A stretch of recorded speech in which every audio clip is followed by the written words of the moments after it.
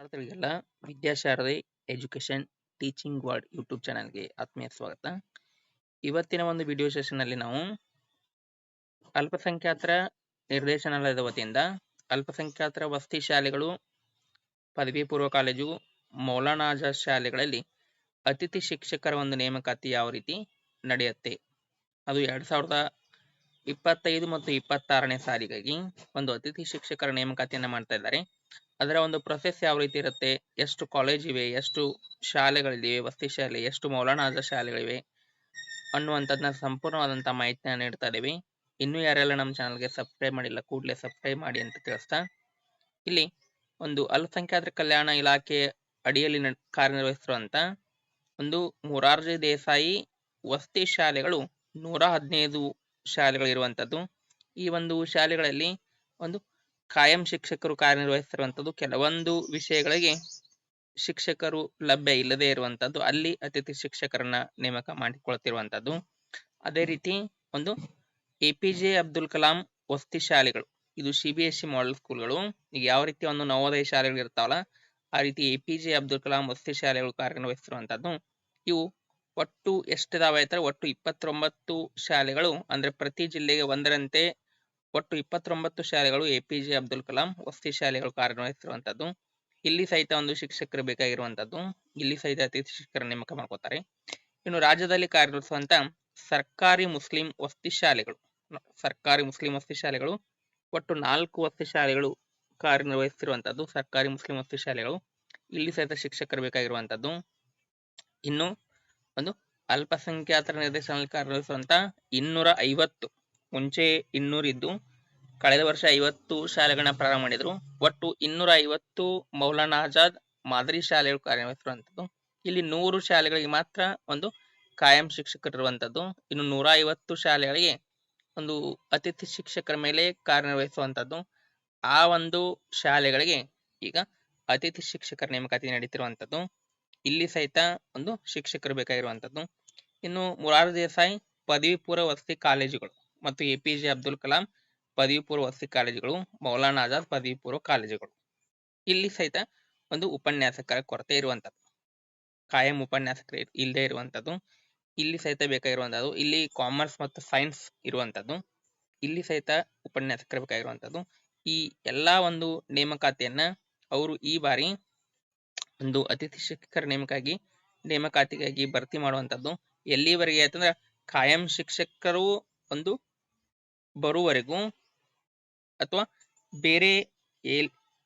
ಬೇರೆ ಕಡೆಯಿಂದ ಬಂದು ವರ್ಗಾವಣೆಯಾಗಿ ಬರುವವರೆಗೂ ಸಹಿತ ಅತಿಥಿ ಶಿಕ್ಷಕರನ್ನು ತೆಗೆದುಕೊಳ್ತಾರೆ. ಅಲ್ಲಿವರೆಗೆ ನೀವು ಕಾರ್ಯನಿರ್ವಹಿಸಬಹುದು. ಇಲ್ಲಿ ವೇತನ ಬಂದ್ಬಿಟ್ಟು ಮೌಲಾನಾ ಆಜಾದ್ ಶಾಲೆಗಳಿಗೆ 12,500 ಇರುತ್ತೆ, ಮೊರಾರ್ಜಿ ಶಾಲೆಗಳಲ್ಲಿ 16,500, ಕಾಲೇಜುಗಳಲ್ಲಿ ಸಹಿತ ಒಟ್ಟು 14,500 ರೂಪಾಯಿಗಳನ್ನ ಕೊಡುವಂಥದ್ದು. ಇಲ್ಲಿ ಯಾವ ರೀತಿಯ ಒಂದು ಆಯ್ಕೆ ವಿಧಾನ ಇರುತ್ತೆ ಮತ್ತು ಎಲ್ಲಿಯವರೆಗೆ ತೆಗೆದುಕೊಳ್ತಾರೆ ಅನ್ನುವಂತ ಮಾಹಿತಿಯನ್ನ ಕೊಟ್ಟಿದ್ದಾರೆ. ಮತ್ತು ನೇಮಕಗೊಂಡಂತವರು ಕನಿಷ್ಠ 100 ರೂಪಾಯಿಗಳ ಒಂದು ಚಾಪಾ ಕಾಗದದಲ್ಲಿ ಸರ್ಕಾರದ ಆದೇಶ ಅನುಸಾರ ಕರ್ತವ್ಯ ನಿರ್ವಹಿಸುವುದರ ಬಗ್ಗೆ ಒಂದು ಮುಚ್ಚಳಿಕೆ ಪ್ರಮಾಣ ಪತ್ರವನ್ನ ಕಡ್ಡಾಯವಾಗಿ ಸಲ್ಲಿಸಬೇಕು ಅನ್ನುವಂಥದ್ದನ್ನು ಕೊಟ್ಟಿದ್ದಾರೆ. ಮತ್ತು ಇಲಾಖೆಯಲ್ಲಿ ಚಾಲ್ತಿಯಲ್ಲಿರುವಂತಹ ವೃಂದ ನೇಮಕಾತಿ ಅನ್ವಯ ವಿದ್ಯಾರ್ಥಿ ಹೊಂದಿರುವ ಅರ್ಹ ಅಭ್ಯರ್ಥಿಗಳನ್ನ ಆಯ್ಕೆ ಮಾಡಿಕೊಳ್ಳುವಂಥದ್ದು ಅಂತ ಹೇಳಿದ್ದಾರೆ. ಇದಕ್ಕಾಗಿ ನಾವೇನ್ ಮಾಡಬೇಕು ಆತರ, ಪ್ರತಿಯೊಂದು ಜಿಲ್ಲೆಯಲ್ಲಿರುವಂತ ಮೌಲಾನಾ ಆಜಾದ್ ಭವನ್, ಪ್ರತಿಯೊಂದು ಜಿಲ್ಲೆ ಇರುತ್ತೆ, ಅದು ಅಲ್ಪಸಂಖ್ಯಾತರ ಕಲ್ಯಾಣ ನಿರ್ದೇಶನಾಲಯದ ಜಿಲ್ಲಾ ಕಚೇರಿ. ಆ ಕಚೇರಿಯಲ್ಲಿ ಅಲ್ಪಸಂಖ್ಯಾತರ ಜಿಲ್ಲಾಧಿಕಾರಿಗಳಿರ್ತಾರೆ, ಅವ್ರ ಬಳಿ ಹೋಗಿ ಈ ಅರ್ಜಿಯನ್ನ ಏನ್ ಮಾಡ್ಬೇಕು ಅಂತಂದ್ರೆ ಅಲ್ಲಿ ನೀವು ಕೊಡಬೇಕು. ಅವರು ನಿಮ್ಮನ್ನ ಒಂದು ಪರೀಕ್ಷೆಗಳ ಮೂಲಕ ಆಯ್ಕೆ ಮಾಡಿಕೊಳ್ಳುವಂಥದ್ದು. ಜೂನ್ 1ನೇ ತಾರೀಕು ಎಕ್ಸಾಮ್ ಕಂಡಕ್ಟ್ ಮಾಡ್ತಾರೆ. 100 ಅಂಕಗಳ ಒಂದು ಪರೀಕ್ಷೆ ಇರುತ್ತೆ. ಆ ಪರೀಕ್ಷೆಯಲ್ಲಿ ನೀವು ತೆಗೆದುಕೊಳ್ಳುವಂತ ಅಂಕಗಳ ಆಧಾರದ ಮೇಲೆ ನಿಮಗೆ ಒಂದು ಪ್ಲೇಸ್ಮೆಂಟ್ ಅನ್ನ ಕೊಡುವಂಥದ್ದು. ಅದು ಯಾವ ರೀತಿ ಒಂದು ಅರ್ಜಿ ಇರತ್ತೆ ಅನ್ನೋಂತ ಇಲ್ಲಿ ತೋರಿಸ್ತಾ ಇದೀವಿ. ಇದನ್ನ ಹೋಗಿ ನೀವು ಒಂದೇನ್ ಮಾಡ್ಬೇಕು ಅಂದ್ರೆ, ಒಂದು ಉಪನ್ಯಾಸಕ ಹುದ್ದೆಗೆ ಅರ್ಜಿ ಸಲ್ಲಿಸುವವರು ಇದ್ರು ಸಹಿತ ಅಥವಾ ಶಿಕ್ಷಕರ ಹುದ್ದೆಗೆ ಅರ್ಜಿ ಸಲ್ಲಿಸುವವರು ಇದ್ರು ಸಹಿತ ಏನ್ ಮಾಡ್ಬೇಕು ಅಂತಂದ್ರ, ಒಂದು ಜಿಲ್ಲಾ ಕಚೇರಿಗೆ ಹೋಗಿ ಕೊಡಬೇಕು. ಇಲ್ಲಿ ನಿಮ್ಮ ಹೆಸರು, ಲಿಂಗ, ಜನ್ಮ ದಿನಾಂಕ ಇವೆಲ್ಲವನ್ನ ನಮೂದು ಮಾಡಬೇಕು. ಇದನ್ನೆಲ್ಲ ಒಂದು ಮತ್ತು ನಿಮ್ಮ ವಿದ್ಯಾರ್ಥಿ ಸ್ನಾತಕೋತ್ತರ ಅಂದ್ರೆ ನೀವು ಉಪನ್ಯಾಸಕರಿಗೆ ಅರ್ಜಿ ಸಲ್ಲಿಸುವವರಿದ್ರೆ ಅಂದ್ರೆ ಸ್ನಾತಕೋತ್ತರ ತೇರ್ಗಡೆ ಆದಂಥ ವರ್ಷ ಎಷ್ಟು ಅಂಕಗಳನ್ನು ಗಳಿಸಿರಿ, ಪದವಿ ಅಂಕಗಳು, B.Ed ಇತರೆ ಮತ್ತು ಹಿಂದೆ ಎಲ್ಲಾದರೂ ಒಂದು ಕಾರ್ಯನಿರ್ವಹಿಸಿರುವಂಥ ಒಂದು ಅನುಭವ ಇದ್ರೆ ಅದು ಎಷ್ಟು ವರ್ಷ ಅನ್ನುವಂಥದ್ದನ್ನ ಇಲ್ಲಿ ಕೊಟ್ಟಿದ್ದಾರೆ. ಇವೆಲ್ಲವನ್ನ ಫಿಲ್ಅಪ್ ಮಾಡಿ ಇದಕ್ಕೆ SLC marks card, degree marks card, ಆಮೇಲೆ ಒಂದು ರಿಲೇಟೆಡ್ ನಿಮ್ದು ನೆಟ್ ಸ್ಲಿಟ್ ಏನಾದ್ರು ಕ್ಲಿಯರ್ ಆಗಿದ್ರೆ ಅದರ ಸರ್ಟಿಫಿಕೇಟು, ಎಕ್ಸ್ಪೀರಿಯನ್ಸ್ ಸರ್ಟಿಫಿಕೇಟು, ಆಮೇಲೆ Aadhaar card, address proof, 2 passport size ಫೋಟೋಗಳನ್ನ ಅಟ್ಯಾಚ್ ಮಾಡಿ ಏನ್ ಮಾಡ್ಬೇಕು ಅಂತಂದ್ರೆ ಇಲ್ಲಿ ಏನ್ ಮಾಡ್ಬೇಕು, ನೀವು ಹೋಗಿ ಜಿಲ್ಲಾ ಕಚೇರಿಗೆ ಹೋಗಿ ಈ ಒಂದು ಫಾರ್ಮ್ ಅನ್ನ ಫಿಲ್ಅಪ್ ಮಾಡಿ ಕೊಟ್ಬಿಡ್ಬೇಕು. ಅವ್ರು ನಿಮ್ಮನ್ನ ಏನ್ ಮಾಡ್ತಾರೆ, ಎಕ್ಸಾಮ್ ಅನ್ನ ಕಂಡಕ್ಟ್ ಮಾಡಿ ನಿಮ್ಮನ್ನ ಆಯ್ಕೆ ಮಾಡ್ಕೋತಾರೆ. ಇನ್ನು ಎಕ್ಸಾಮ್ ಯಾವ ರೀತಿ ಇರುತ್ತೆ ಅನ್ನುವಂಥದ್ದು ನೆಕ್ಸ್ಟ್ ವಿಡಿಯೋದಲ್ಲಿ ಕಂಪ್ಲೀಟ್ ಆಗಿ ಸಿಲಾಬಸ್ ವೈಸ್ ತೋರಿಸ್ತೀವಿ. 100 ಅಂಕಗಳ ಒಂದು ಪರೀಕ್ಷೆ ಯಾವ ರೀತಿ ಇರುತ್ತೆ ಅಂತ.